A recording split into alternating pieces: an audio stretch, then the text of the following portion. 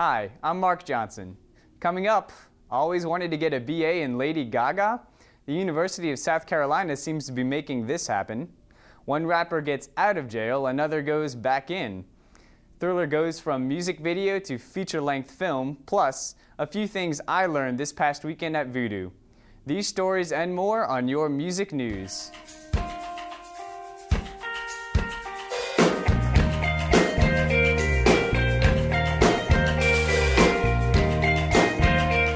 A movie based on Michael Jackson's iconic music video for Thriller is currently in the very early stages of development.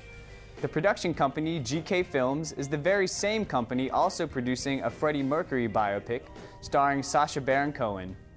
It will certainly be very interesting to see how they adapt Thriller into a feature-length film. The songstress Feist will release a documentary about the making of her album, The Reminder, and the corresponding tour. The movie, entitled Look at What the Light Did Now, is currently screening in select theaters around the world. The DVD will hit stores on December 7th and will include a bonus CD with live songs and studio outtakes. And now, here's Royal with your Wheezy Weekly.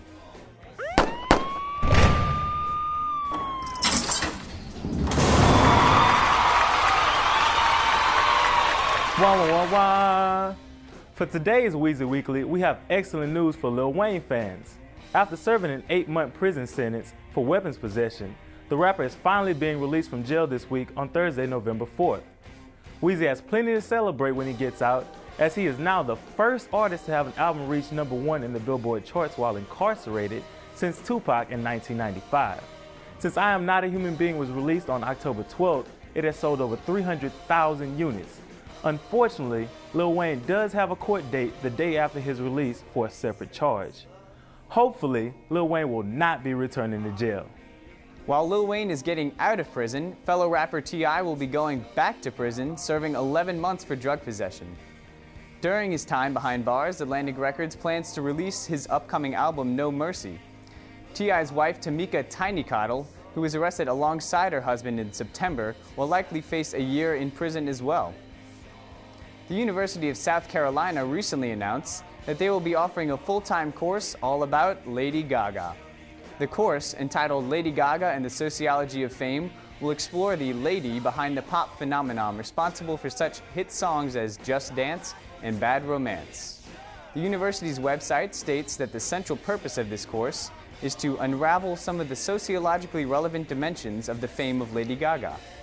Students enrolled in this class next semester should be excited to have a more than qualified sociology professor who has seen Lady Gaga live more than 28 times already.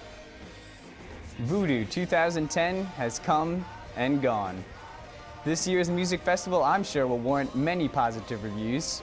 But rather than give you the lowdown on any individual performances, which, if you are interested, can be found at nola.com/VoodooFest, I thought I might share a few things I learned at Voodoo Fest this past weekend. First of all, I learned that Ben from MGMT makes a very convincing Thelma from Scooby-Doo. I learned that Deadmau5 can make me bounce up and down even if I don't want to, and that, more importantly, it is definitely not pronounced Deadmau5. I learned that My Morning Jacket has some very strange people in it, but they sure know what rock music is.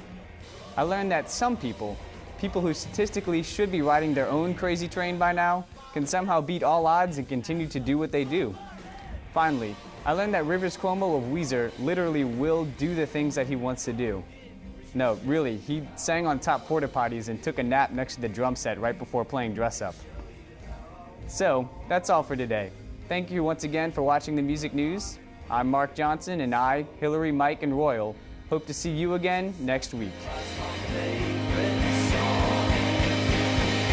Show you how I